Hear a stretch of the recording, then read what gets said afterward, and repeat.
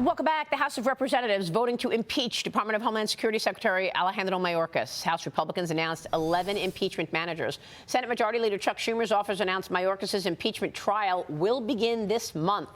President Biden slammed the impeachment, saying, quote, history will not look kindly on House Republicans for their blatant act of unconstitutional partisanship that has targeted an honorable public servant in order to play petty political games. Joining me right now is Texas Congressman Jodey Arrington. He's the chairman of the House Budget Committee and a member of the House Ways and Means Committee and the Joint Economic Committee.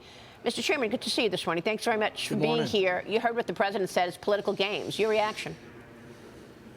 Well, I think the games have been played by this administration. I mean, they have said the border was secure, that they had operational control of the border. No one believed them. They've now changed to call it a crisis because it's politically convenient for them.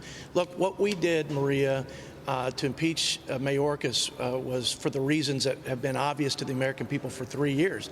The guy had no intention of enforcing the laws of the land. He didn't fulfill his sacred oath to his security mission to guard and control the border. And as I said, he misled the American people. People got hurt. There was serious and systemic injury to society. That's why we have impeachment. And our fidelity, regardless of what happens in the Senate, by the way, our fidelity is to the Constitution and to the first and most important job of the federal government, which is to protect our citizens. Well, why don't your colleagues in the Senate see it that way? Because they're Democrats, the majority of them. And so they don't care about the safety. Wait, they don't care about the safety and security of this country? They just care about holding on to power? I mean, why not? Yeah, I do think that they care about the upcoming election. I do think they care about power.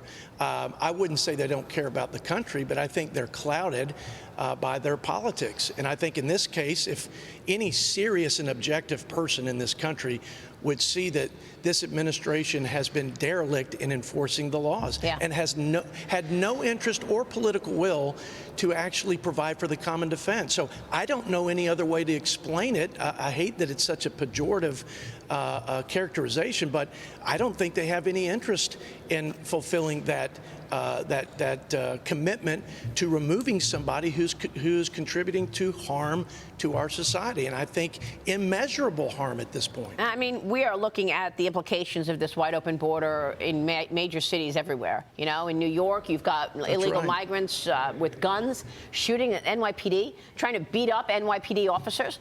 I mean, Congressman, you know, we're seeing Atlanta squatters in people's homes. We're seeing, you know, illegal migrants cause havoc.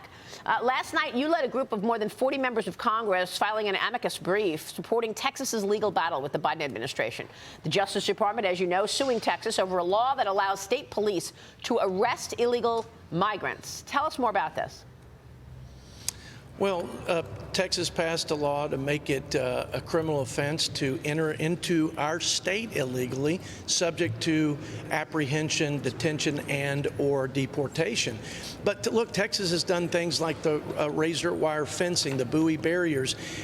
They're making the claims, Texas is, and we're supporting them, that because of the failure of the federal government, there is an invasion, and the states have an inherent and sovereign and constitutional right of self-defense. And so not only is this administration not doing their job, not enforcing the law, not fulfilling their sacred oath to providing a defense, they have aggressively obstructed our state leaders in doing their job and defending our border and protecting our citizens. Why? So we're all in to support.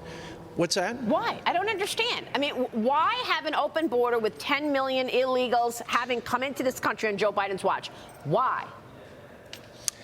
Well, I have to assume that Democrats think there's some political benefit to their party down the road. That's the only way to explain it when you have the tens of thousands of Americans dying from the drug overdose from drugs flowing across the border. Right. The record crime, record criminal aliens, record people on the terrorist watch list, record migrant deaths. I mean, this is an unprecedented and unmitigated humanitarian and security disaster. I can't explain it. I can only say this. this, that Texas will not be a passive victim of a failed federal government, nor will Texas ask for permission to defend its border and protect its citizens. Wow. Governor Abbott's doing the right thing, and we're standing with him. Look at this, 121,000 pounds of meth, 61,000 pounds of marijuana, 27,000 pounds of cocaine, 26,000 pounds of fentanyl caught at the southern border in fiscal year 23. Unbelievable. Meanwhile, Senate Majority Leader Chuck Schumer rejecting House Speaker Mike Johnson's proposal to add some strict border policy to this $95 billion foreign aid bill. President Biden is pressuring House Republicans to vote for the bill. Watch this. House Republicans, you got to decide. Are you going to stand up for freedom?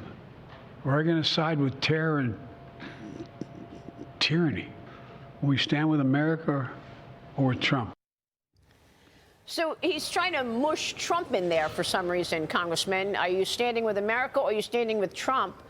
What happens when this bill comes to the floor in the House, or will it? I don't think it gets there, but I think, as the Speaker said, it's dead on arrival. You know, if the Democrats and our president cared half as much about the invasion at our border and the threats to our security as he does Ukraine and other countries, I think we'd be in a different spot. I'm glad he mentioned President Trump, because there's your contrast, right? This President Biden is claiming he doesn't have the legal authority. He needs Congress to act. Yeah. The last president had the political will, and where there's a will, there's a way. That's why we saw a precipitous drop in the flow of illegal immigrants, and that's why we had, through Remain in Mexico and other programs, effective border security under the Trump administration. Yeah. I think that's what the American people across the political spectrum want and expect, in fact, demand of their commander-in-chief. Yeah, we want to get to economic issues with you as well. You're the chairman of the Budget Committee and Congressional Budget Office Director Philip Swagel will testify before your Budget Committee today, the House Budget Committee. Congressman, what are you hoping to learn from this hearing? And also, how do you feel about making these deadlines? You've got March 1st and March 8th. Or the government, to finish those appropriations bills. Are you going to make it, or will we see a government shutdown? Well, the Budget Committee sets the top line, so that's been agreed to at this point. So they're going to have to work through the policy debate on the funding of last year. Now we're looking at 25, believe it or not, and we're looking at the 10-year balanced budget that we passed out of committee last year. This is our framework for restoring fiscal responsibility. But CBO tells us that we're in rapid fiscal decline, that we're going to add $20 trillion to the debt. Wow. 60+% of that $20 trillion is interest alone, which is this year projected by CBO. This is part of their presentation. Wow. Is more than we spend on defense, Medicaid, and a host of other government programs. This thing is off the rails, and if we don't intervene, and intervene in a big way, we're going to have an irreparable harm from a debt-related crisis, which will undermine everything: security, the economy, and our future. Yeah, real quick, Tiana, jump in here. Congressman, I'm so glad you bring up those interest payments. You know, the CBO, in its own predictions, say that deficits are going to hit like around $2 trillion throughout the end of the decade, right? But they are also assuming persistent growth, persistent peace, and also persistently low interest rates, which is not what markets are expecting, which is not what the Federal Reserve is promising. Will you ask the CBO director today about the interest rate environment that he's pricing into those projections? And if it does change, if the Fed sticks with higher for longer, how that would influence not just interest payment growth, but also our annual deficit growth? Yeah, great question. If we're going to do what they did after World War II, which was the second highest level of indebtedness that we experienced as a country, we have to reduce spending and grow. And we know that the economic policies of this administration to pay people not to work and spinning us into an inflationary firestorm is not the right approach.